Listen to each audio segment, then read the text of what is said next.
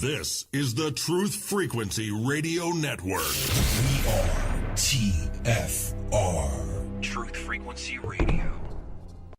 Storms crowding morphing skies.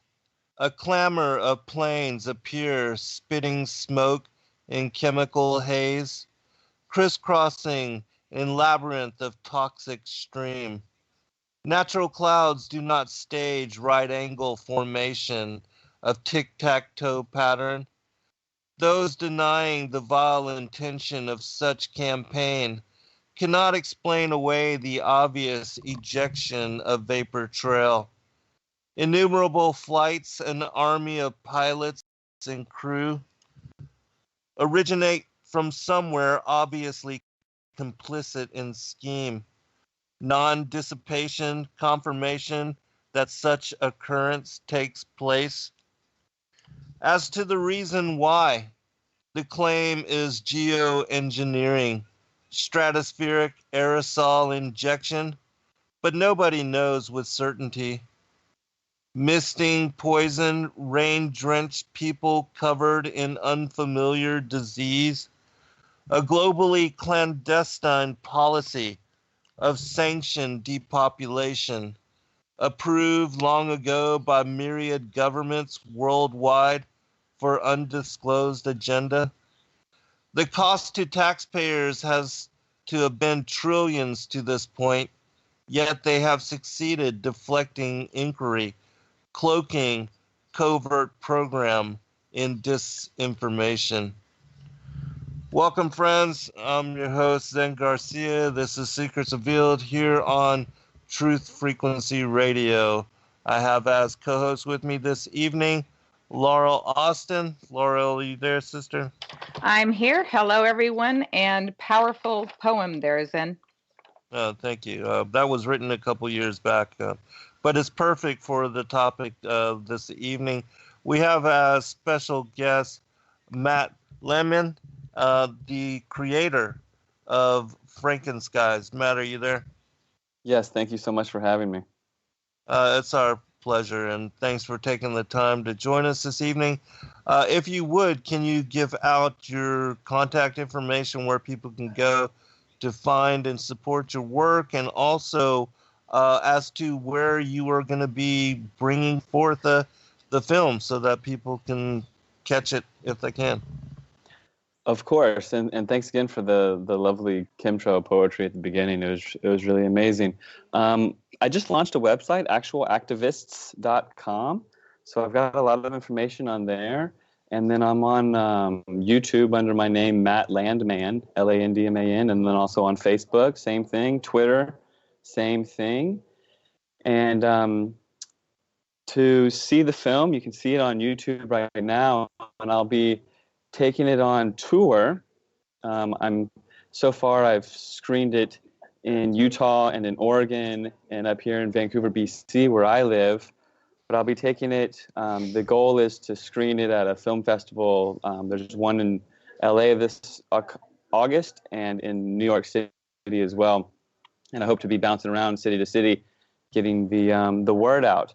I have a GoFundMe as well. It's gofundme.com/Frankenskies, where you can order a DVD, and it comes with this original Mir 1 artwork that was made just for the film that's never been seen before. It's a really amazing piece that he did to donate for the cause. Mir 1 is a famous artist, and he usually does murals.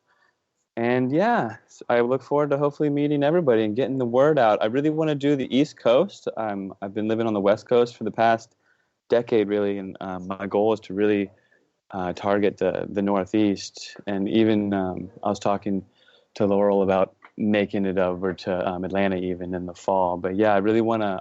The East Coast really needs to see the film.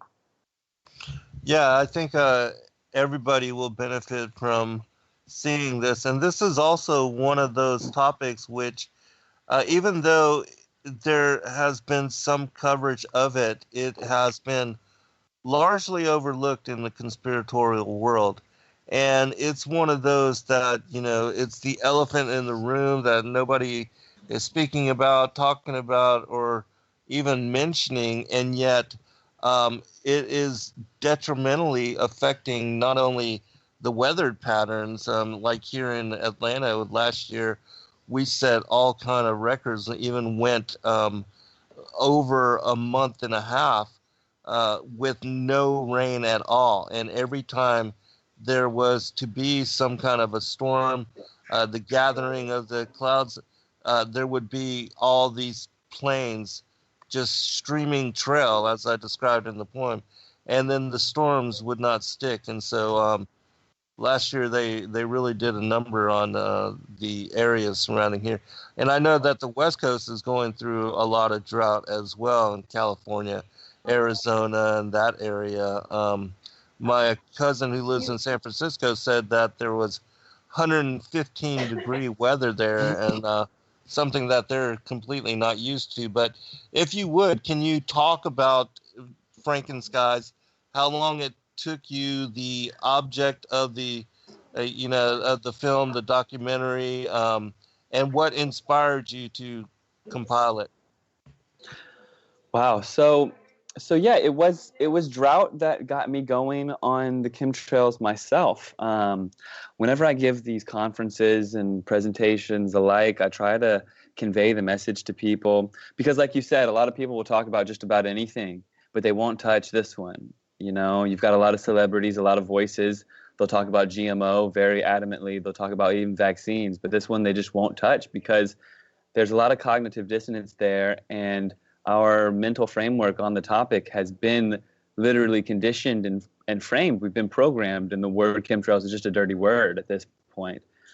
So we got to really start the conversation, bring some transparency to it. So for me, my story is I grew up in Northern Virginia, just outside of Washington, D.C., and I went through the public education system. I went to Virginia Tech, got a degree in business, and ended up working in finance and real estate. And I moved out to California wanting to pursue a film degree. And it wasn't until I lived in Northern California, north of San Francisco, where your buddy's at, and anything over 100 in the Bay Area, that's just very out of the norm. Mm-hmm. I worked in finance, and I got my master's in business. I got an MBA, and I worked on my film degree as well. And afterwards, I worked as a finance analyst, and then finally, I just wanted to get grounded, and I started working on a farm. I was growing squash and potatoes, and come the fall, when we were supposed to get our seasonal storm, in the Pacific Northwest, we get our seasonal deluge for about 3-4 months, from around November 1st to around March, April. We just get constant rain. The ecosystem is just used to it. There's ancient couple thousand-year-old redwood trees that are just used to this seasonal deluge. And we are in the midst of a pretty catastrophic drought, but not quite there. And I'm working on this farm, and we have a large storm coming in, just like what you said you witnessed is in Atlanta. You'd see the moisture coming in, but then the persistent linear cirrus cloud formations, the jets would just show up and alter those weather patterns. Well, what I witnessed was we had a big storm coming, and it was a 100% chance of rain for the next week. And I was out harvesting pumpkins because we were worried about the rot in the field because it was an early storm. It was mid-October. This was about 4 years ago now. And whereas we got very sparse air traffic on this specific occasion, a dozen planes, plus dozens of planes even, showed up, and they gridded the sky preceding this storm, and the storm came and didn't drop any rain. And I kind of tabled that as just an occurrence, and I didn't think much of it. But then I saw it, I witnessed it again, and I did some research, and come to find out you can dissipate storms with aluminum oxides. And you can also make it rain if you put silver up there. So just releasing certain chemical components into the atmosphere, you can pretty much alter the weather if you've got the means of doing so. So that's where I started. And I started asking around and asking people, hey, do you know about this? Have you ever heard about this? And no one knew about it at all. And I tried to get some traction in California, passing out flyers and putting on small presentations. And really it wasn't until I moved to Vancouver, Canada, where I met these 9/11 Truth guys, this older group of men, and I got the traction that I needed to start filming. This was just 2.5 years ago, and I started off filming the former premier of British Columbia. His name's Bill Vanderzam. I went to his estate, and I interviewed him, And it took me 2.5 years of getting people together and hosting conferences and meeting the right people and getting the footage to make Frankenskies. And ultimately, my goal was just to get the conversation going, to bring to light that something was going on, and showing people that geoengineering, that chemtrails, solar radiation management, stratospheric aerosol injections, however you want to call it, whatever term you want to use, that it's going on. I thought that that's what the film was ultimately going to be about. But then over the past 6 to 10 months, we've had a plethora of information come out through the desensitization, normalization propaganda machine that has convinced us that we actually need aerosols dispersed from aircraft purposefully, different chemicals they're proposing. First, they proposed that we spray sulfuric acid. Then they tabled the idea of spraying diamonds and all these other ideas of chemicals to put up in the atmosphere to reflect back sunlight to save us from global warming. So now they're actually saying that this is something that needs to be done. And so now the film has evolved into not just a documentary exposing this ongoing aerosol campaign. It's actually bringing into light these current events and the media normalization of a campaign that's not only ongoing, but for research, they claim, but now they say that they're going to deploy, and that deployment is something we're going to see in the near future. So it's actually come into light to not necessarily be like a conspiratorial piece. What I did with it is I took the historical stuff, and I started back in the 1930s, and I show the evolution of the weather modification program and how the U.S. military and industrial complex has evolved into not just controlling the weather, but deciding that they're in charge of dictating who gets sunlight on Earth, and then also the creation of earthquakes and all this other stuff. But I wrap it all up in an 80-minute piece, and it touches upon a lot of different stuff. Wilhelm Reich and Nikola Tesla are mentioned, and the control of weather warfare and Vietnam, and even modern day covert military action against Iran and what have you. So it goes across the entire spectrum, and I think it's definitely worth a watch for anybody. Well, certainly. Laurel, would you like to comment here? Yeah, that's a power punched 80 minutes Matt has there. And what really just strikes me is not only once they know that they've been had, then they come back with this admittance and that they're doing it for our good. It's like, we're blocking out the sun for you. You're welcome. Here's the bill. Right. Yeah, same thing that they do with the vaccines. We're doing it for your benefit, to protect you from disease. And it's always the spin. They always turn it so that it's for our benefit, and it's excuse. And that's long been the modus operandi, and it's worked because the public is largely ignorant and not being well versed on these issues. They will accept and buy into the propaganda and just go with it. Matt? Yeah, they're kept confused. The public is kept kind of a few years behind schedule, kind of trying to figure out what's going on. And by the time they catch up with just the terminology, then they realize that we've actually signed off and consented to it through our silence. Right. If you would, can you talk about the way that you lay it out and the way that, because I was really amazed at how much information you found and were able to compile in bringing forth this topic, which again is something that hasn't largely been covered, and especially in the manner that you were able to put forth in this film. And so if you would kind of walk people through it and the information that is contained and why it is you believe this needs to be known by everybody, well, especially because it's affecting us all directly. Well, happily. And you're right. It's affecting each and every one of us, even if we're not willing to admit it. I mean, we all need sunshine and water to exist, and it's the air that we breathe, and it's the next generation especially. I don't care if you don't have children. You can't just pass the buck to your friends' children and expect them to take care of it because they won't have the opportunity that we have.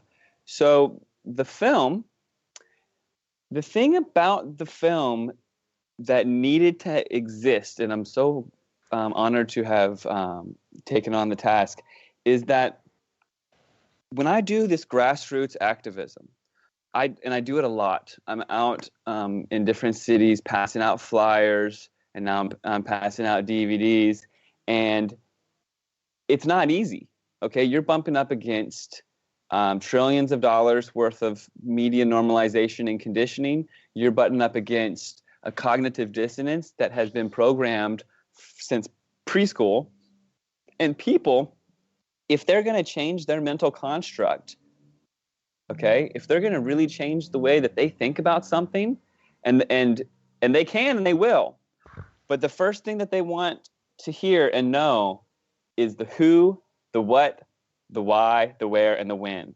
Mm-hmm. And I know, and this is hard, right? Because I'm just a guy with a flyer. You know, I'm not just a guy with a flyer, but I'm just passing a person on the street trying to spread some really critical information, you know, that they need to know. And in passing, they want the who, what, why, where, and when, or they won't even give you the time of day. Mm-hmm. So, you know, wrapping that into 80 minutes was the task. It was the struggle that I was facing. And, you know, I try to do exactly that. So they want to know the who, you know, because that's the first thing. They're like, oh, who, they're doing that to us. Oh, yeah, okay, get your, you know, tinfoil hat and all that. But the who it's the Royal Society. It's which is just a covert group of treasonous characters, a lot of them out of Harvard.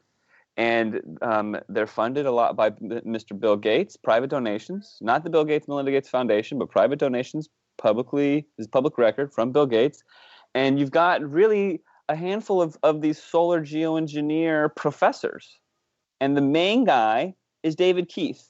Okay, this guy is their front man. He's their puppet that's going around pitching to different people, including but not limited to the Colbert Report. He's on these shows on Comedy Central telling the public about their agenda, which is to outfit aircraft to spray certain concoctions in the atmosphere.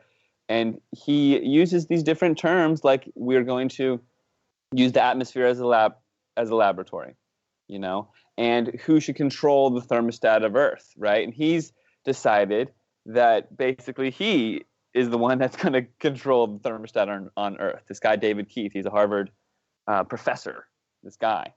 And so the film really, people want a who. They really want to be able to point their finger at something and really they want a face, they want something tangible. And I gave them that because there is a who, you know? They want to know what.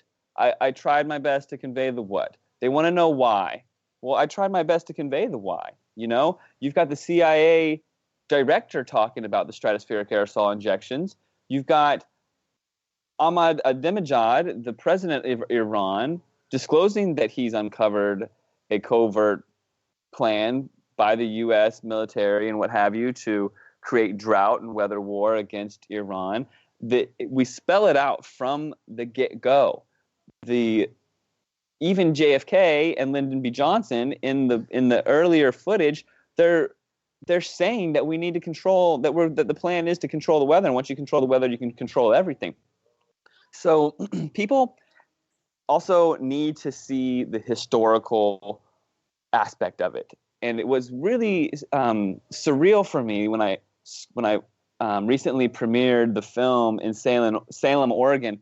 I had seen of course, I'd seen the film 100 times because I made the film, but not until I saw it on a screen did I realize how important that it was. And I even thought to myself, this film doesn't exist yet, right? Because I figured it should have by now, and it seems like it should have, and it needed to, because the historical pieces all strung together in chronological order to spell out the timeline, the historical timeline of all of this is one of the most important things. Because when people are researching this, it's so beyond their conceivable thought process, the controlling of the weather. How come I've never heard about this, right? And then the ego gets in the way.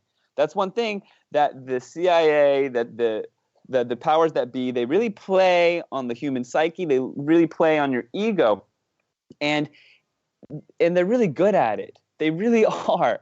And we, as a collective, if we haven't even heard about these projects, and then all of a sudden there's trillions of dollars and hundreds, if not thousands, of planes with this elaborate ballet in the sky, mixing different concoctions with covert aircraft and all of this to manipulate the ionosphere, to test biological agents on civilian populations, all of these things, when faced with a scenario so large, it is very, very easy to just shut the door and say, whoa, that's way too much information. There's no way that they could be doing that to us, and that they're referring to the governments and what have you. And I've heard that a lot. So to map it out from the 1930s and to show all of the different military projects that were documented and to show that they tested biological agents on civilian populations in St. Louis, biological agents on civilian populations in Vietnam,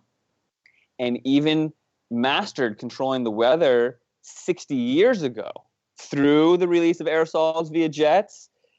That was an important thing for people to really see the timeline, the chronology of it, to have them have the baby step walk through it all. Because if you jump right into modern day, it's a daunting task for any person to just jump there with their brain, if that makes any sense. So, So where are we? Who, what, why, where, when? Well, when is now. Why is there a bunch of greedy psychopaths and they claim that we need to block the sun, right? But it's all part of this agenda for full spectrum dominance. If the powers that be can control even our carbon emissions, the carbon tax and all of this is all connected. The global warming hoax, it's all connected. And we touch upon even the global warming hoax. And I know that when this information is new to people, and you've created this blueprint in your brain of this guilt trip that every time you get in your SUV, you're killing a polar bear, it's really tough to take a step back and see the forest through the trees and see this massive conspiracy that involves everybody on Earth, and that points the finger at yourself for your carbon emissions when they're using ionospheric heating technologies to superheat a conductive nanoparticulate metallicized atmosphere. I mean, it's important that we see the truth and know the truth. And did I answer your question? I'm sorry, I kind of got off on a tangent. Oh, no, it's fine. And I want to also get you to address, we're about 4 minutes before the first break, but how far back it goes. And also, when we return from break, how HAARP ties into all of it and the other different programs that are components of this grand conspiracy. Yeah, I'd love to talk about HAARP. I'm really happy that I've been able to learn about ionospheric heating technology because it plays such a pivotal role in the steering of the jet stream and the ionosphere. So for me, when I give these presentations, I think it's really important to just start with the very beginning. Yeah, how far back does it go? Well, it goes back really far, right? And for just the purpose of presenting, I start with 1916. There was a scientist by the name of Hatfield. And you can Wikipedia this, right? It's really easy information, but a lot of this is kind of kept out of the history books for a reason, right? Especially the name Nikola Tesla, who's behind the brain power that goes into the HAARP technology and whatnot. But 1916, San Diego, Southern California, was experiencing a drought, okay? Desert oasis down there. They don't get a lot of rain. And the city of San Diego hired Professor Hatfield because Mr. Hatfield said that he thought he could make it rain. He built a tower in 1916. He climbed up on this tower, a handful of stories up in the air, and he sprayed a chemical concoction, primarily silver, okay? And when you put silver in the atmosphere, the water couples to it. It's a hydroscopic molecule. The water that's already up there in the atmosphere will go to the silver and get heavy, and it'll make it rain. Okay, and he learned that his concoction, primarily silver iodide, I believe, that you can make it rain with a very, very, very small amount. And he actually busted the dams and was sued and blamed for 3 days of flooding just by getting up in a tower and spraying a little bit of chemicals that he hypothesized could make it rain. And shortly thereafter, they learned that they could make it not rain by spraying aluminum. It's the exact opposite of the silver. The aluminum oxides, the aerosolized aluminum, you spray it in the atmosphere and the moisture will get pulled apart because the aluminum dissipates. Okay, so silver will come together to form clouds and make them rain. Aluminum will do the opposite. So all the way back in 1916, there were already intentions of controlling the weather, and it just slowly developed from there. And you see how the military gets involved with things. They'll snatch it up, take the technology, and then prevent the media from telling us what they're really doing. Right. All right, we'll be right back, everyone. I was just telling the listening audience, as far as this particular issue, how even in the conspiratorial world, that a lot of people have a hard time accepting it as reality. And so can you talk about the acceptance and the feedback that you have received since bringing forth this documentary and releasing it to the public? Yeah, for sure. It is troubling to see the cognitive dissonance because some people are just not ready. That's the thing. A lot of people aren't ready for half of the truth that's out there. When I do the grassroots activism and I pass out flyers, I look every single person in the eyes, and based on what I see is based on how I approach them, right? And some people I approach and I say, hey, you know about chemtrails, right? And they're like, oh, how'd you know? I say, yeah, I made a movie with Frankenskies, check it out, or I'll hand them a DVD, what have you. But a lot of people, they have been programmed to think that chemtrails is a dirty word, so you can't talk to them about chemtrails, okay? They have been programmed to think that solar geoengineering is a very good word, that the scientists are here to save us, and geoengineering is a good thing and it's something that we need. They don't know that geoengineering and chemtrails are synonyms, right? So approaching it in a very calm and collected manner and saying, have you seen the recent headlines that scientists claim that they're going to be blocking out the sun to stop global warming?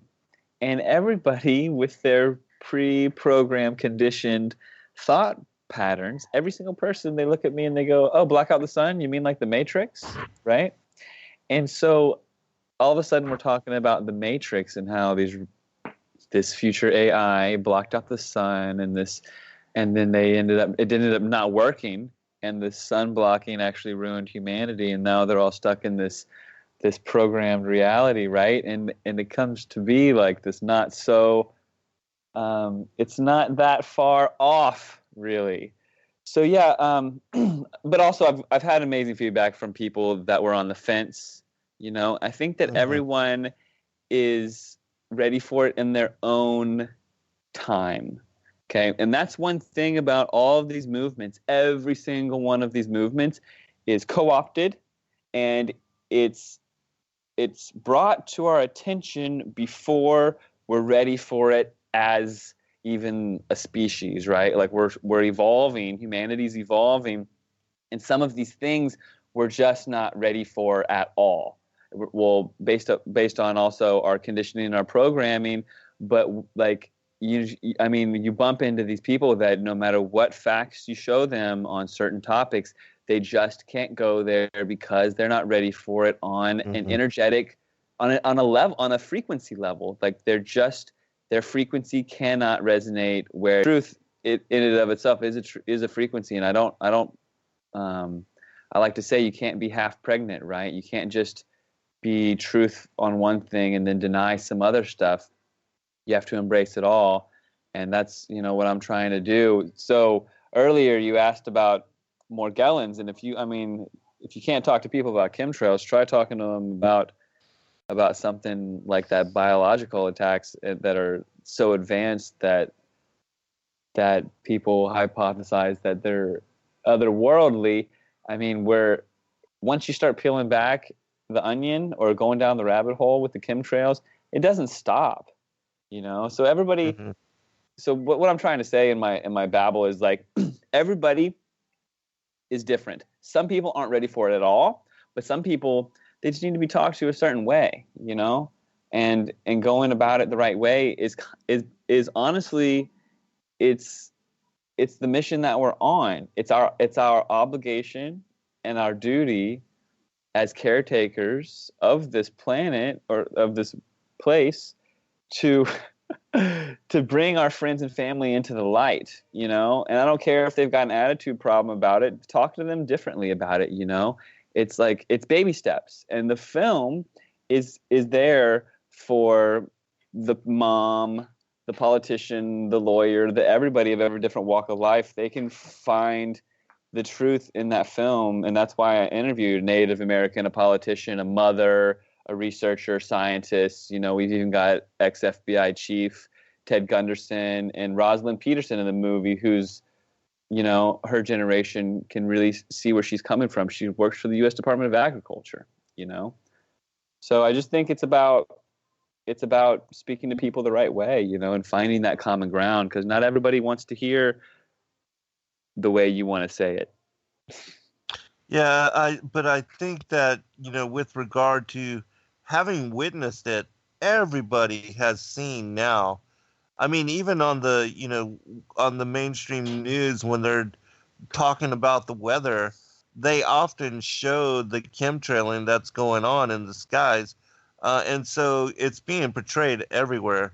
And people have seen it without realizing what it is. And so it's easy to relate to them with regard to, having witnessed it, because everybody sees it. It's not like it can be hidden. All you have to do is look up, and then it's undeniable, especially when you understand that these trails, these lines being this labyrinth, the grid, as you say, that crisscrosses the skies, that is all totally unnatural. And then the way that it spreads out and dissipates and just causes a massive haze when you may have had a clear blue sky day previously. And so well, what I find really fascinating is that so many people have seen it, but a lot of people have never had it brought to their attention. So they have this memory bank. A lot of people have a memory bank. They remember the dark blue, cobalt blue skies, and they remember the fluffy clouds and the lack of the persistent linear cirrus cloud formations coming out of the back of jets. But their memory bank has never been triggered. So I have found myself trying to find ways to trigger that memory bank. And I have a story that I'd like to share if we have a couple minutes. Is that cool? Yeah, most certainly. So I was in Middle America, and I was at a Walmart, and I'm looking at everybody in line and the cashier, and it's a very delicate thing trying to tell people, hey, they're manipulating our weather. Hey, we're getting sprayed. Hey, have you ever looked at the grid pattern in the sky? So I'm talking to the cashier, and I wanted to approach it a different way. So I say to her, and we started talking. She goes, "Oh, well, what do you do?" I go, "Well, I'm just about wrapping up this documentary. It's called Frankenskies." She goes, "Oh, what is it about?" And I say to her, "Have you ever seen the lines in the sky from the planes?" No, I said, "Have you ever seen the lines in the sky?" And then she looks at me, and she looks outside, and it's a clear blue day, and she goes, "From the planes?" And I go, "Yeah, from the planes." And then I said, "On some days," right?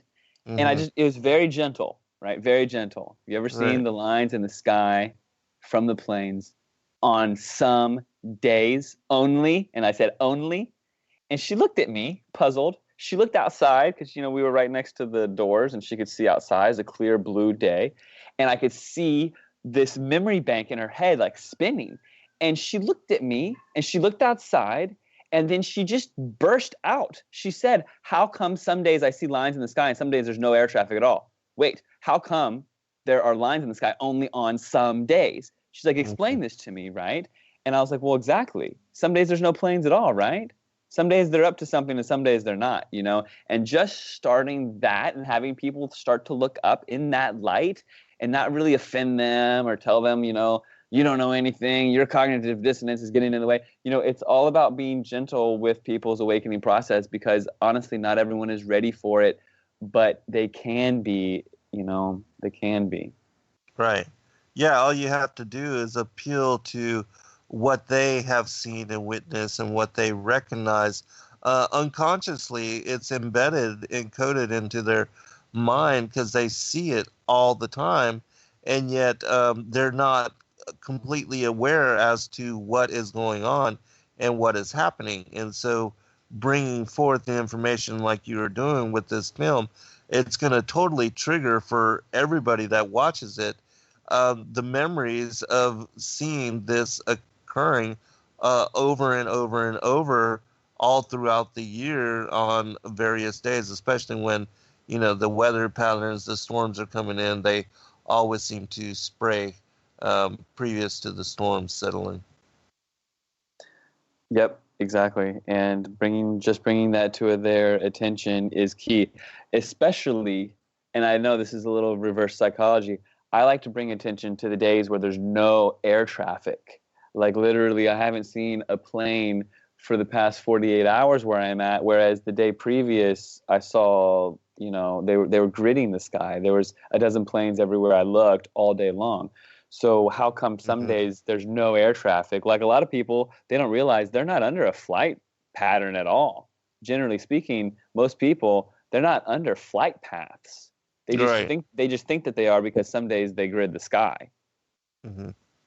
Yeah, I noticed also that in your documentary that you have people basically speaking about this occurring all over the world. And so is that in fact what is happening? This program is worldwide. They're spraying everywhere. Australia, Ireland. I remember those are a couple speakers that you brought forth and talking about it there. But basically, this is a worldwide initiative, is it not? Yeah, well, if you had asked me that a couple years ago, I would have said, in all honesty, I do not know. But now that I've built this as activist network on Facebook alone, I've got 22,000 followers, and they're all very active, and they're from all over the world. I've got my list of DVDs that I'm shipping out for the GoFundMe, GoFundMe.com/Frankenskies, and I'm shipping DVDs to London and to Macedonia and to Spain and to New Zealand. And I'm interacting with these people from all over the globe, and they're sending me all over the world. They're sending me images that they're encountering, and some of the images that come back are quite staggering. So for some reason, London and Ireland and the UK in general, especially London, they get it really bad. I don't know what exactly it is, why they get it so bad, but I've seen atrocious photos once a week coming out of there. Also, New Zealand, Australia, they get it really bad. I don't know if it's in parallel with the vaccine agenda over there, because they're really pushing the vaccine agenda. They want 100% vaccination rates. They're taking away medical benefits and what have you, and welfare checks from people if they're not vaccinated. And Wow. And if have you ever heard of thunderstorm asthma? No. So thunderstorm asthma, it was in the film. It's the process of making a film is a bittersweet, painful experience, because you have to. What my film professor used to tell me to do is kill your darlings. You really do end up having to kill your darlings because you're cutting out such beautiful footage. Ultimately, I mean, I still want to make the film 1 hour long, and then now it's 80 minutes. I want to make it 60 minutes because people who are new to this, their attention span is so short. You really have to hit it home really fast All right, welcome back, everybody, for second hour. I'm your host, Zen Garcia. This is Secrets Revealed here on Truth Frequency Radio. I have as co-host with me this evening Laurel Austin, and we also have as special guest Matt Landman, the maker of the film Frankenskies. Matt, if you would, Mystic, give out your contact information, where people can go to find the film, view it, and to also support you in your work. Yes, happily. Thank you. I just launched the website, Actual Activists, plural, actualactivist.com. And on there, you can find out about fluoride, vaccines, chemtrails, GMO, and the health aspects of it all. And then also Matt Landman, Landman, is my YouTube. And then I've also got Matt Landman on Facebook. And on YouTube, at Matt Landman, is where you can also find the movie. It's only 80 minutes long, and I put it up on YouTube for everyone to see. So please share it with anyone and everyone, because it's really important, and I put my heart and soul into it. And thanks so much for having me. Oh yeah, no problem at all. Also, is this your first film, or have you released documentaries previous to this? Was this just your first forte into this kind of this arena, and being inspired to create this? I understand that you have plans on making others, and extended version or a follow-up. Yeah, the plan is to make a 60-minute, more impactful, hard-hitting version to pitch to Netflix and Gaia TV and Hulu and all of that. So that's on the agenda. I've also got Frankenskies 2 is the working title for the sequel that'll get more in depth on the health issues and how to take the health into your own hands, and more gallons in biological and more advanced stuff like that. To answer your question, this is my first feature-length film. I'd always wanted to get into filmmaking. I coupled film making with my MBA when I went to Cal State, Humboldt in Northern California, to get my master's degree. But ultimately what I wanted to do is get in to film in the production side. I wanted to work both behind the scenes and be an actor, and ultimately direct my own narratives. But then once I woke up to chemtrails, everything changed, and learning that no one knew about it, I brought my focus to creating the documentary and more truth awakening type documentaries on the horizon. So I won't really be in front of the camera besides as an activist. So yeah, that's me. I'm excited to be at the place I'm at, though. It's good to be able to bring this conversation into the light and have the transparency, or at least the transparency on the horizon, because I don't think that we're having the conversation that we needed to be having. Well, it's most certainly going to inspire that. Laura, give you a chance for comment. I noticed on your YouTube channel, Matt, that your icon is, when I looked at it closely, I could tell it's chemtrails, but from far away, it looks like a vaccine syringe. Did you notice that? Oh, really? Yeah, which fits. It still works. So when I was listening to you talk about the aluminum, and all of this push for, mandatory vaccines is just spreading globally, and how aluminum is related to autism and Alzheimer's and all of that. It just really hit me when you were also talking about that, the connection or the disconnect people are having with the chemtrails. It's when you have the vaccines, you take your baby to a doctor visit, they get the shot, and then sometimes overnight or within a week, you notice regression and you noticed a lot of changes happening in your child. The people, they just need to start thinking about how the weather is changing right after they see those lines in the sky. And they need to start thinking about how they feel in the days following after they see those lines in the sky. So I also was hoping you could get back and talk a little bit more on the HAARP, because I think the audience really didn't get to hear that. So I think that's important for you to share. Well, you know what, Laurel, what's really something that we're up against is there's aluminum poisoning at toxic levels on all fronts. It's in our food, it's in our deodorant, it's in our sunscreen, it's in the vaccines, it's now in our air.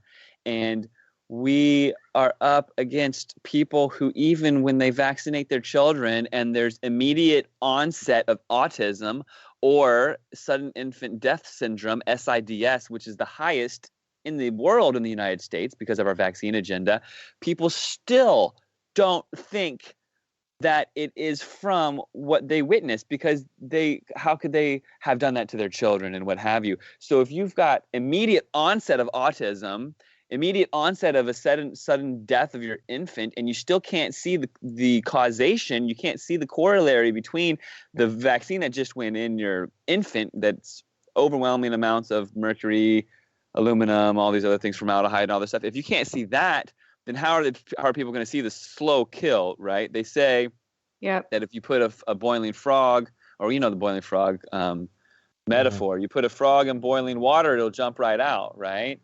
Well, if you put the frog in the water and you slowly turn it up, it'll just sit there and get cooked. Well, that's what's happening to humanity right now.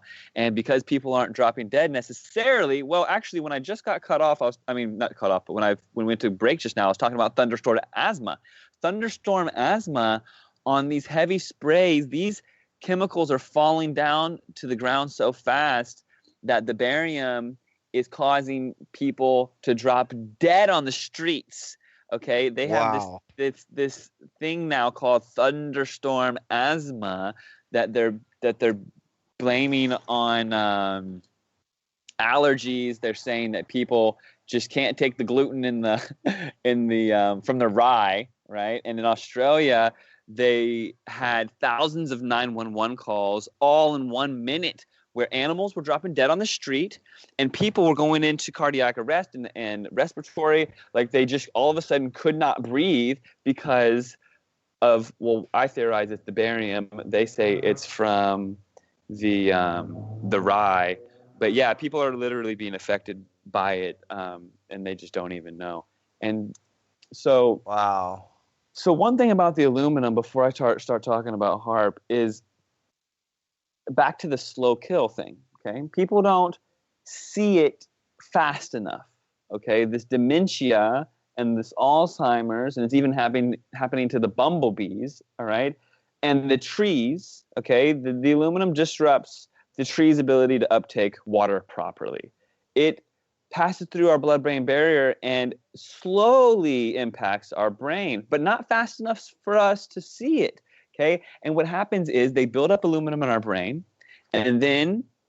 or they build up fluoride in our brain, and then we get the aluminum. But once the two things mix in our brain, the aluminum, the fluoride, a chemical reaction occurs. So this is a very strategic, scientific, engineered weapon on your brain to get these two chemicals at high levels into your brain, where a chemical reaction can occur and these little explosions can go off and create a new chemical in your brain that totally alters your ability to think, So it's outright criminal, and people don't know about the reaction of these two chemicals. So at least you can take the fluoride in your own hands and get the proper filtration, get it out of your tap water. You can address the fluoride in your toothpaste, try to not have a lot of fluoride in the food that you eat. But the aerosolization of the aluminum, you can hardly avoid at this juncture. So the HAARP, we were talking about it earlier, and there was a few technical difficulties, and a lot of people are very curious about this. In the film, HAARP is disclosed to not be a conspiracy or a theory, because there is a Senate hearing. And they talk about which government agency is going to take over the HAARP facility because they, quote, no longer have use for it at this juncture because they've already done what they need to do, the U.S. Air Force. So they're passing it on. So what HAARP is it's an antenna array, HAARP. It stands for High Aurora Active Research Program, I believe. And what it is it's hundreds of antennas in about a square mile space in Alaska. And these antennas are all directed at a focal point in the atmosphere where, in conjunction with the chemtrails, the aerosolized nanoparticulate metallics are put in the atmosphere, mostly the ionosphere, and the HAARP frequency towers are all directed at a focal point where these metallics are, where you can superheat the atmosphere, like really, really heat it up to create these high pressure systems. And to create this high pressure, this updraft, you can create a high pressure bubble where you can seriously alter the jet stream or weather patterns just by creating this superheated atmosphere. You can also create heat waves. You can also target places like Iran and make it 170 degrees like they did last summer there. And so it's used as a weapon. But also, now that they've built different HAARP stations around the planet, also termed ionospheric heaters, these ionospheric heating stations are placed around the world to steer the warm currents that come across the Pacific Ocean and through the jet stream. And whenever they have this superheated warm areas that they've created, they'll actually steer them into colder climates and create melting. I believe that they're staging a melting event to further push their agenda to say that we need the chemtrails to slow down global warming.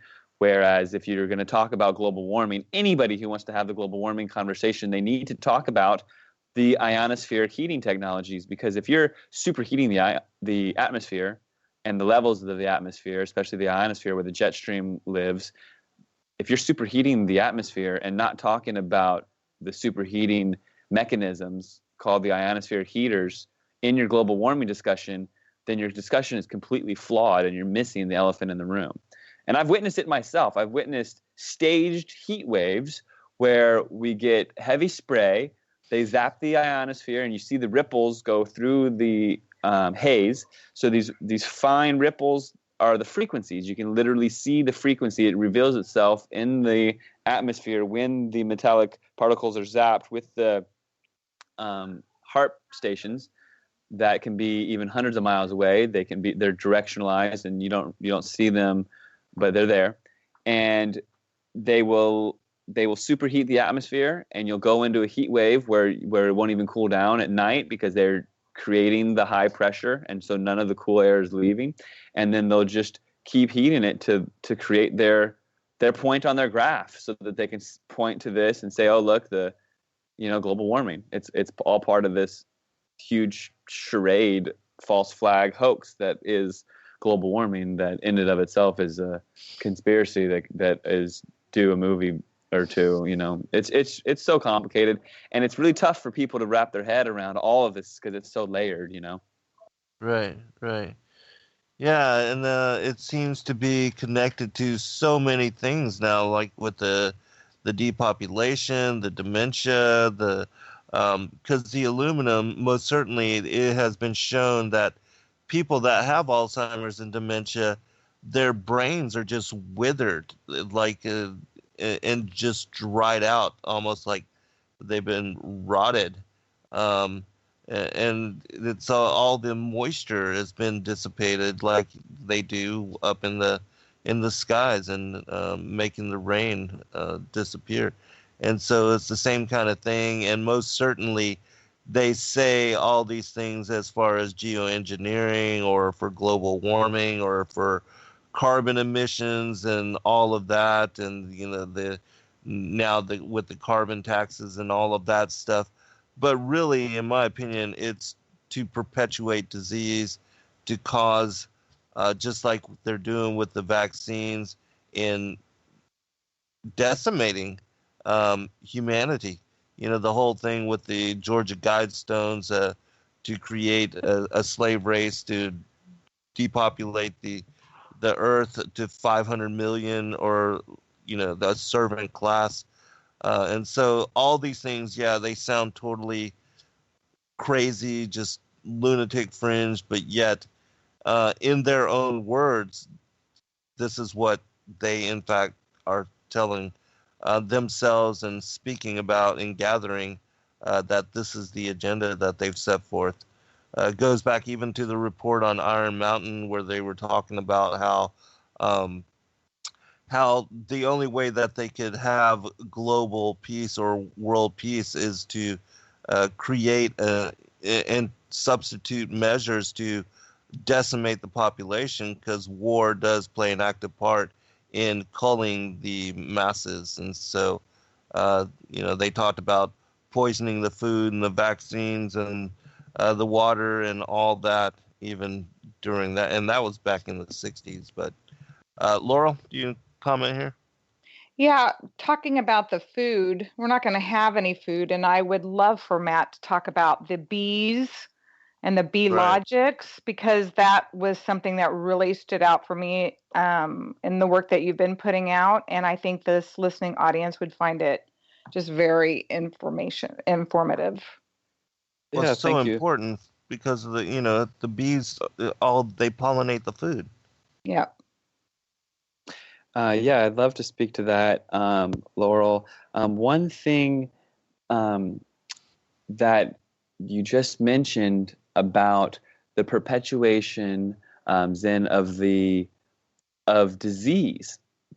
Now, that's something that I've just recently started studying, and it's very interesting because the more that they spray, even now today, there's this silver light, the sunlight, this orange yellow light that we're used to.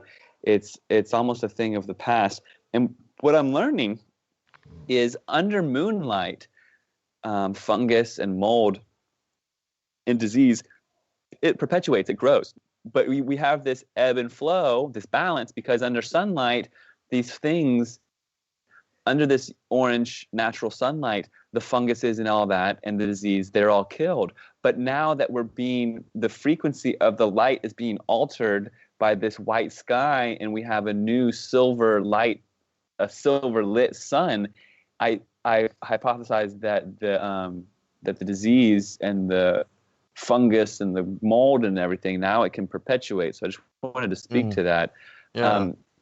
And so it seems like Monsanto, in conjunction with the global elite and the industrialization, corporatization of everything, that's how we're losing all of our rights to these industries. That it's not even the military industrial complex anymore. It's the corporatization of everything, and it's all meshed with the educational system. So it's to me it's four-way now. It's the military, industrial, media, and the educational, all together in this complex organism that is aimed at full spectrum dominance. So you've got Monsanto, okay, and they bought Weather Corporation for $1 billion a few years ago. And then now, just recently, Monsanto was bought by Bayer. So Bayer, the company that is supposed to be making medicine, quote unquote, medicine for you, is going to be the one that's poisoning your food, and then they'll be selling you the medicine to get you better at the same time. So that's already conflict of interest. But the full spectrum dominance is pretty obvious when you research Monsanto, which is actually a shame, because now that the Monsanto name doesn't exist, we're one generation away from people not even knowing the name Monsanto, which is scary in and of itself. I mean, Bayer is now Monsanto, and Bayer has a very shady past. Bayer infected medication with the HIV virus, and then even after the lawsuit and they're told to destroy it, they just shipped this virus-tainted medication abroad, So Monsanto, they not only created the aluminum-resistant genetics and patented it, okay, and this was about 8 years ago, they knew that the only plants that would be able to grow in this dystopian aluminum world that we're living in, I mean, the tree die-offs alone are staggering. I've talked to tree scientists, to arborists, tree specialists, who they cut open these trees and they're filled with aluminum. I've talked to people who have analyzed the horns of the wildlife, such as the antelope and the deer and elk, and they're full of aluminum. People's brains are full of aluminum. The bees are full of aluminum, okay? And this dystopian world that is being created by these greedy globalists, an aluminum toxic world that ultimately nothing will be able to grow in.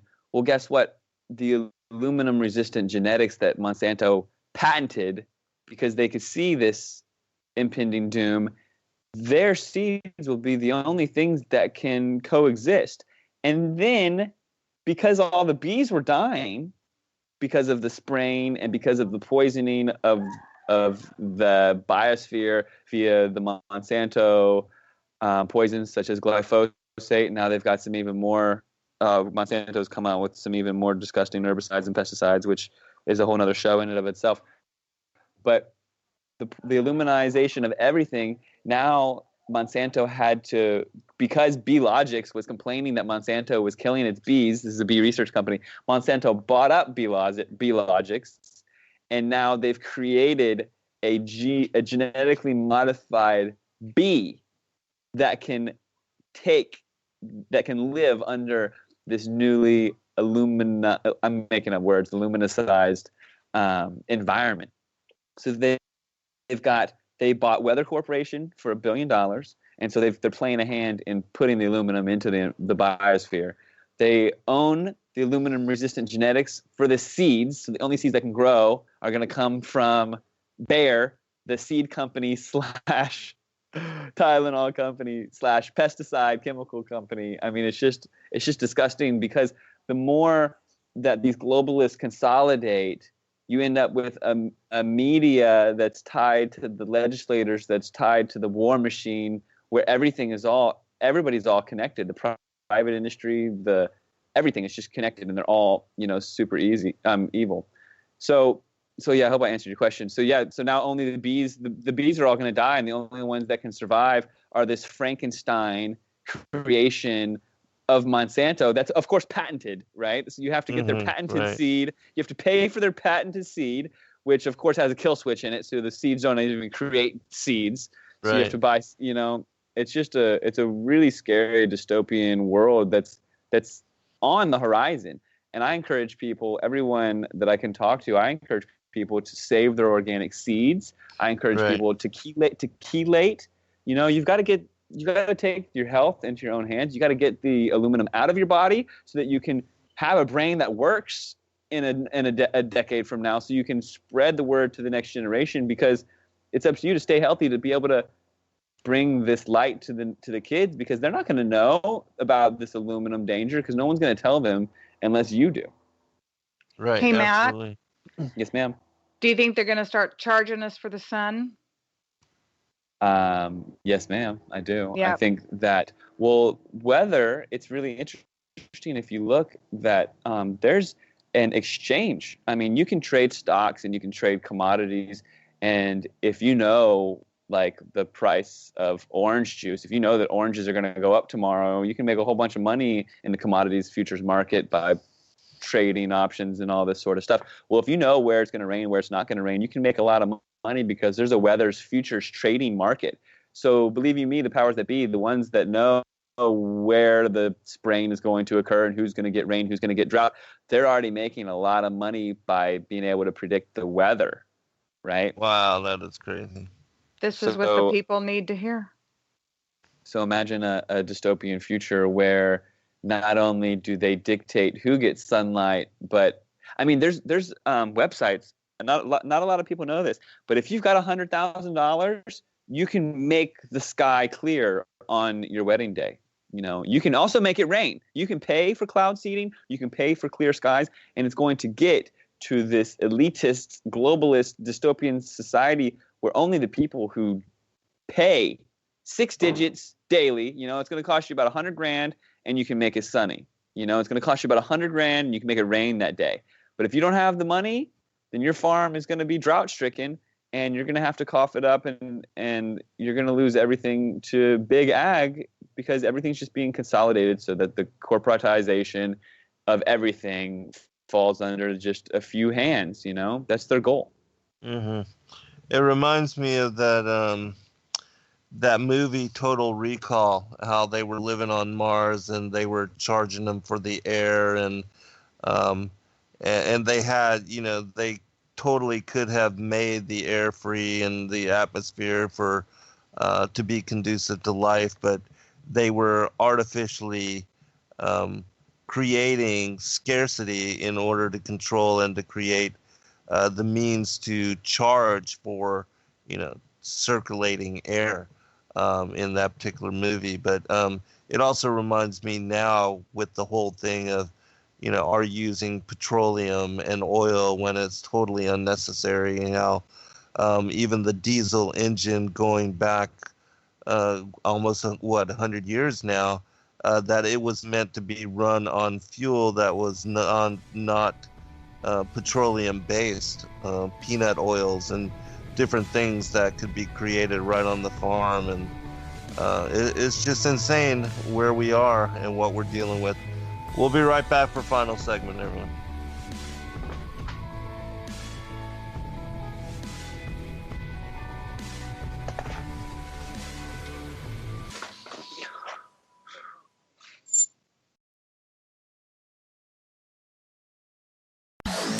No hate, no hype, no fear. We are DFR, your protection from deception.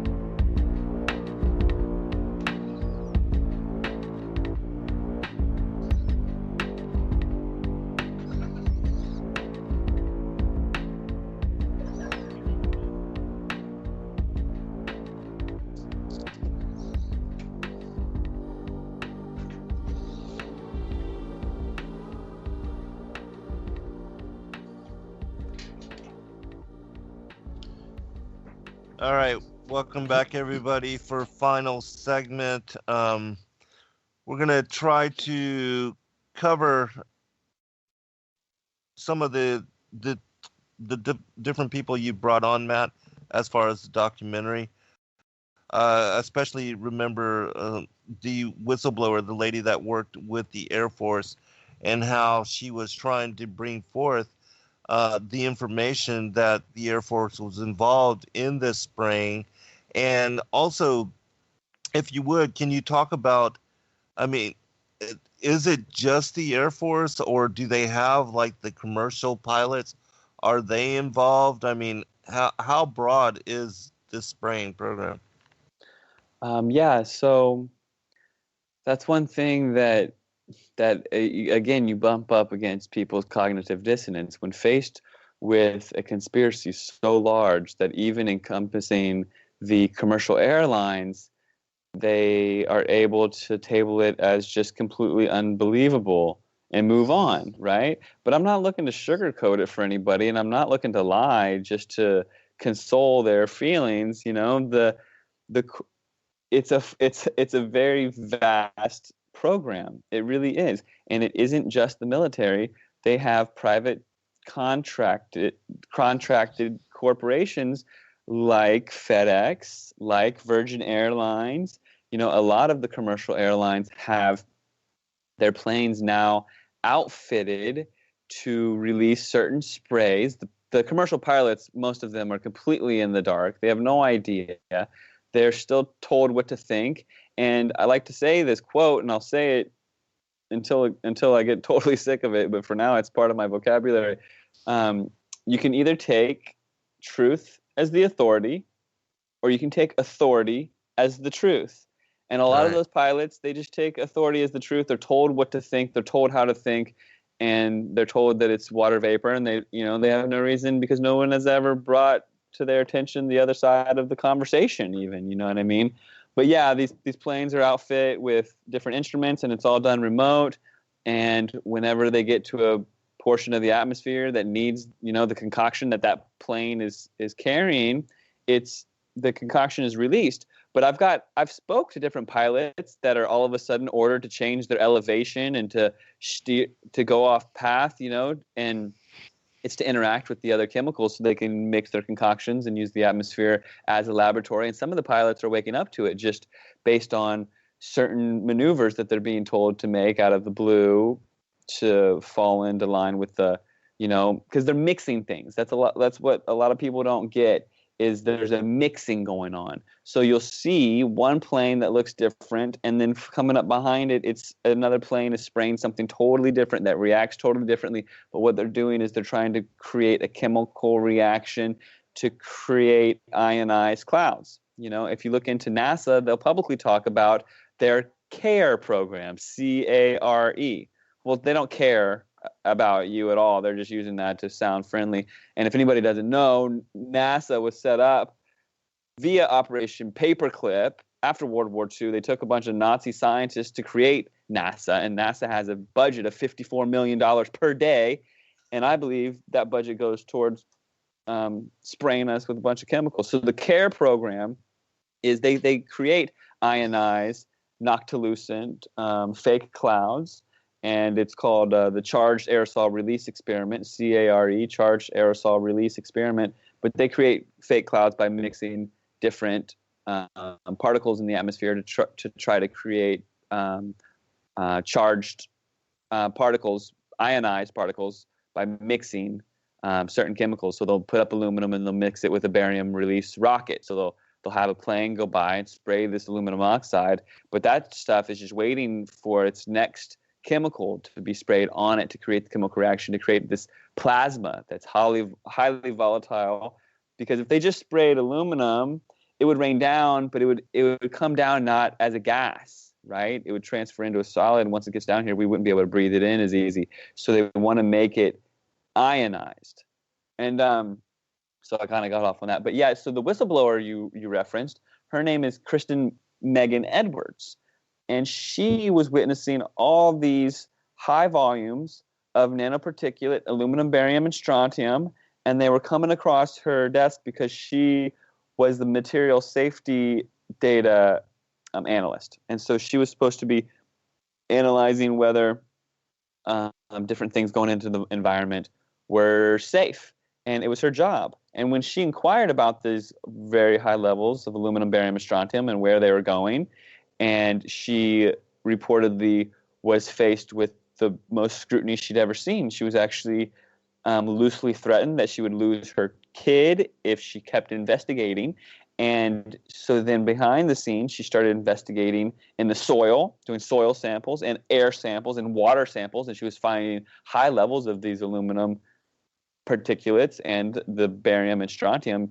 She came to the conclusion that they were being sprayed into the environment, and she ended up leaving the Air Force, and she's been blowing the whistle ever since. And she's a big truther in the vaccine community as well. And to hear it from her, an ex-U.S. Air Force official, that helps wake people up. Also, Ted Gunderson. A lot of people don't know this name because he died mysteriously about 5 years ago. But Ted Gunderson, he was an FBI chief. He was the chief agent in charge of Los Angeles and Dallas, and I believe there was one more city. I can't remember off the top of my head, but Ted Gunderson was a hero. He found out about these. He called them death dumps. He devoted a website to it, and he did these testimonials, and one of his videos that he made is plugged into the film. But this FBI chief, he spoke out against the chemtrails and even pinpointed which planes were doing it, where they were taking off from and landing. He also uncovered this child trafficking pedophilia ring, right? If anybody's familiar with this whole Pizzagate thing, he uncovered Pizzagate before Pizzagate was anything. And he was demonized. He died mysteriously. And if you look him up on Wikipedia, it says that he was into child pornography, they demonized his name, and so anybody who comes across him is just like, oh no, this guy's, a bad guy, but he wasn't. He was a hero, and may he rest in peace. I'm pretty sure they took him out because he was getting really loud and vocal about it. But yeah, so the film, the goal was to get everybody from to see things from different perspectives, okay? So to look at it through the lens of a mother and a researcher and a politician and someone who worked at the Air Force and someone who's in the FBI, someone who worked for the U.S. Department of Agriculture. There's so much footage in there that I don't care how much chemtrail research you've done, there's going to be some stuff in there that's completely surprising to you that you didn't ever realize that these things were said or that this footage even existed. Yeah, I agree. I was surprised myself in watching it. Very thorough, and good luck with shortening it to 20 more minutes. It's going to be a hard decision to make on your part. But Laurel, I want to give you a chance to comment here again, and then we'll go into kind of finalizing for the listening audience the most important aspects of this film, its message, and why people should really investigate it for themselves. Yeah, I just want to thank Matt for coming on with us here tonight and getting this message out. I want to thank Zen for providing the platform, and it's just something that needs to be heard. I'm going to be sharing this all over the place with what reach I have, not much, not like you guys, but every bit helps. If everyone shares it, then the message is going to get heard. I have noticed that, and I've heard this too, that and you may have heard this, Matt, they're putting chemtrails in the skies of older movies now so that people will think it's just always kind of been there. It's another desensitization of us. And, like, oh, this is nothing new. This has been around for a while. Have you heard that? Yeah, and it's scary because it's not just an attack on the next generation, but it's an attack on our consciousness, right? They're trying to convince us that we don't remember things right, that wasn't the sky of our past, because the next generation, they're not going to have these memories, right? So it's up to us to even convey these messages and pass these things down. And given the fact that most of our communication is censored and people don't pass things down by word of mouth anymore, we're up against a really interesting task of changing the way that we've been programmed to convey these messages to the youth, like through community, right? So we need to take a step back and really, it's up to us to convey these messages to our friends and family by word of mouth, by looking people in the eyes and taking things back to the way things used to be, where we actually spread messages, face to face. So to speak to that, yes, and the biggest one that people bring up is Jaws. So Jaws was digitally remastered, and in the new version, yes, there are lines in the sky. They have these chemtrails, these persistent linear cirrus cloud formations that did not exist in the original version. Also really staggering are the ways that the rippled HAARP clouds and the chemtrail clouds are conveyed in children's video games and in films and movies and advertisements. And it's all really subtle, the conditioning. But even not so subtle, last August, there was a survey that was put out, and the scientific community claimed that they needed to set the record straight on the chemtrail issue, and they put out this fake staged survey, courtesy of Mick West, he's the debunker guy. He's a computer programmer that has this site, metabunk.com, and he'll debunk anything. He'll debunk a bicycle that can run electricity. He'll debunk 9/11 vaccines. He debunks chemtrails, of course. And he authored this survey that went out to 400 scientists, and 77 responded, and 76 out of 77 responded and said that there was no SLAP SLAP program, which stands for Secret Large-Scale Atmospheric Spraying Program. And every single media outlet ran it, and I saw it in nearly 100 publications over a few weeks' time to completely desensitize and condition people and normalize them to the lines in the sky, telling them that they were crazy if they ever thought that there was anything to be seen there with these chemtrails. Well, fast forward a few months later, and we're being told that we need chemtrails to save us from global warming. So they first desensitized us to it, all in the programming agenda to normalize something that they claim is research, that they're only now administering it, but we know the truth. So where do you see this going? Well, I see I liken it to GMO, right? So there were some brave activists that stood up and got their voices heard, and despite Monsanto's endless budget and the military industrial complex and all these evil beings that are trying to mess with us, despite all that, now when I go to the grocery store, if there's a 9 on it, it's organic. They have the little code on the scanner. If there's a 9, it's organic. And if it's labeled organic, I'm feeling pretty safe about it all.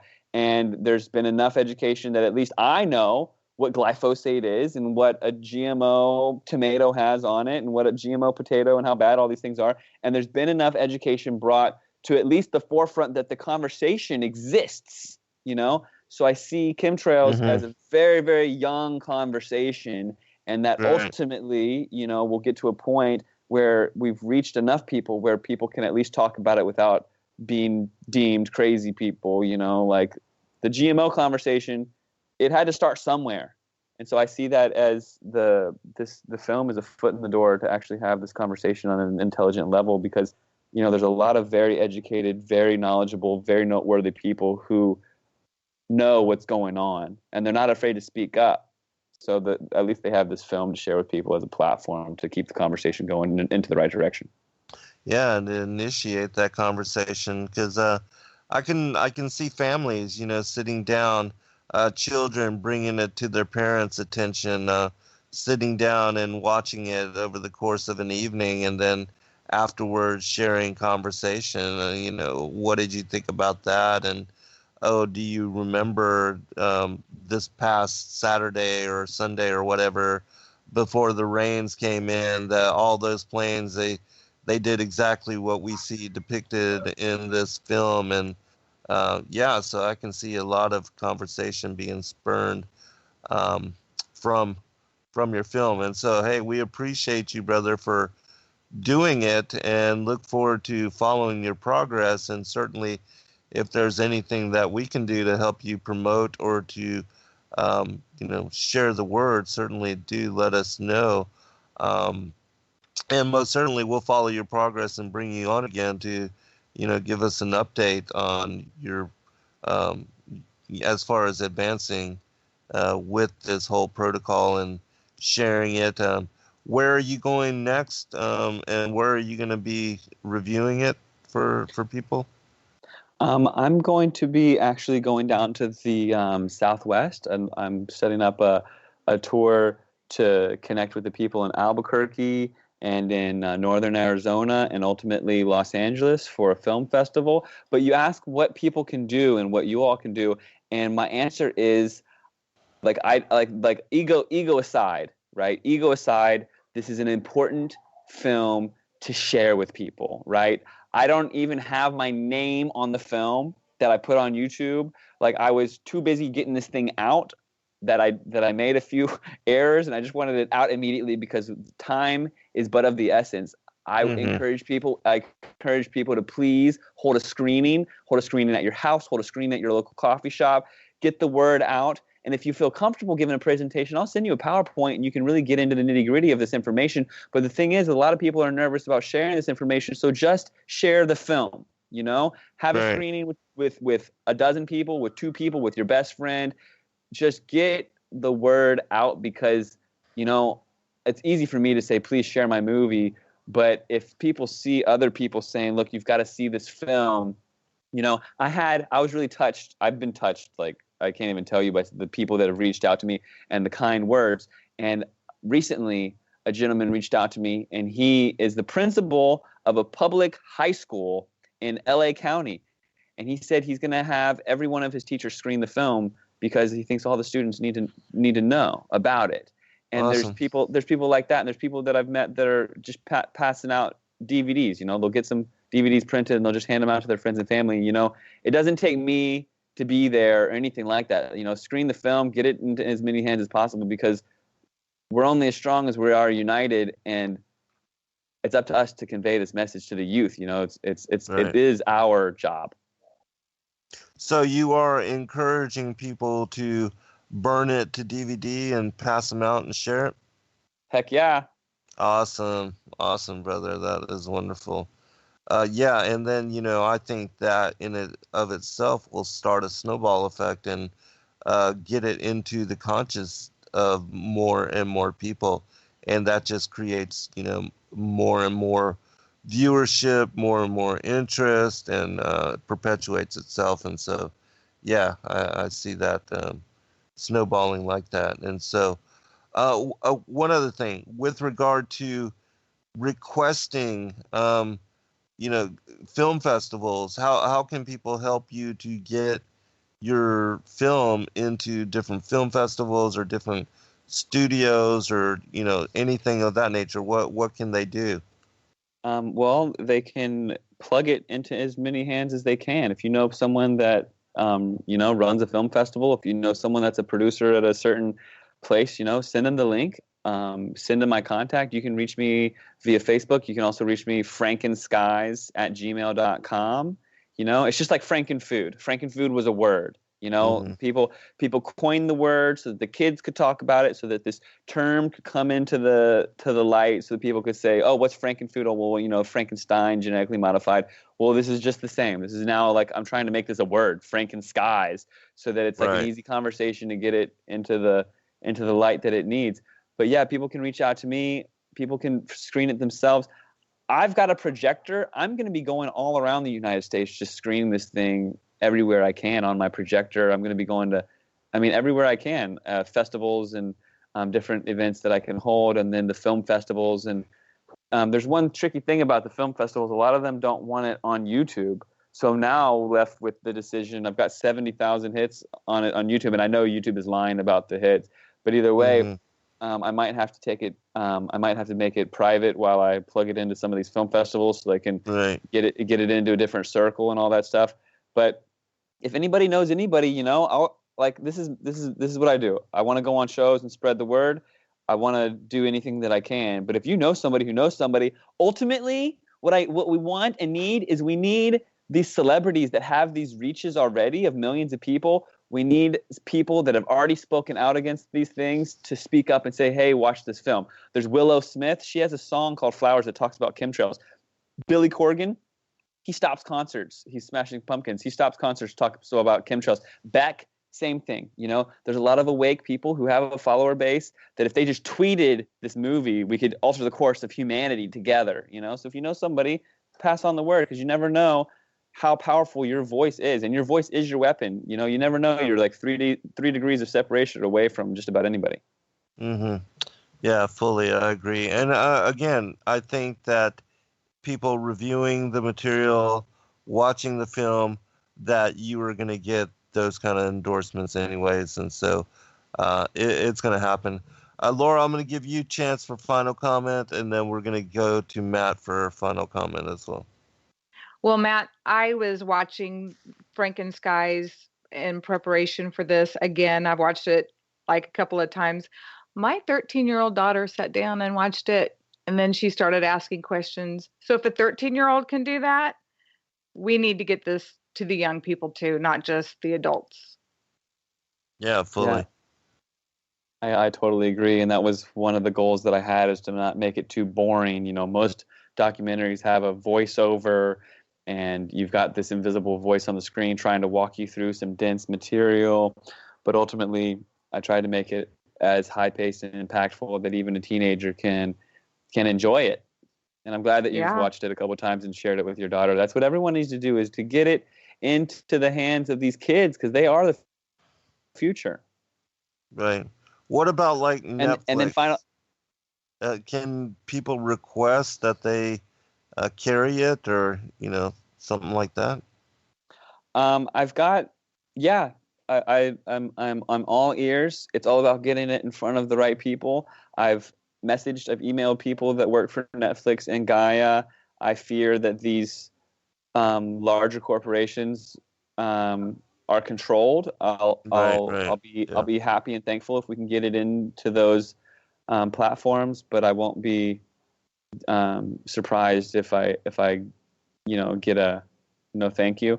But ultimately, like I said, it's about who you know. And I know that listeners out there, they know somebody who works somewhere who can plug it way easier than me, because I can only do so much. And on a final note, I want to express my desire to make activism cool, right? I appreciate and admire all of the people who are awake, who are my generation and older. I'm 36, right? My generation and older. I love and appreciate you all. And it's important to wake up people in our generation.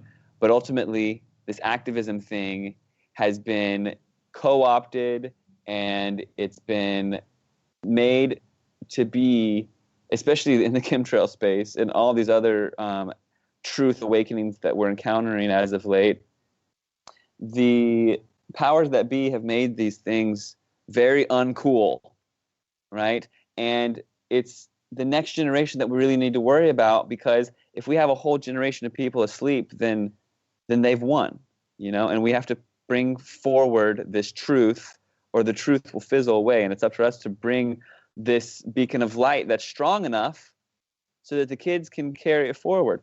So my goal with actualactivists.com and just about anything that I'm doing right now, and I'm open for suggestions, and that's really what I'm asking for, is suggestions from the younger generation and what have you, is Actual Activists will be a platform, and ultimately it'll be a place for people to interact, a social media networking site that's not censored, like our current situation that we're dealing with.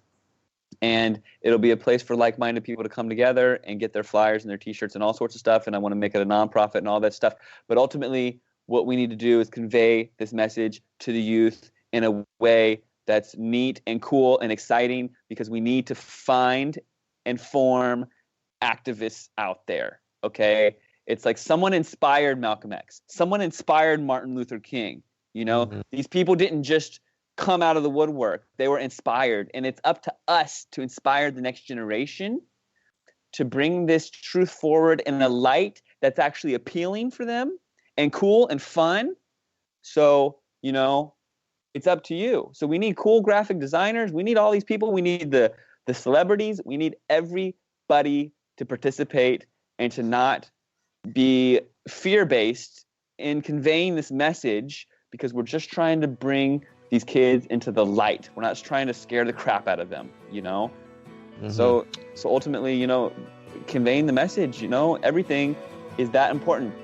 And even keeping it simple, all right? If you talk to some kids and you see that they have been normalized to vaccines and stuff like that, just tell them, well, hey, if you just get your MMR vaccine to your kids, not at 18 months, just wait until they're 3 years old.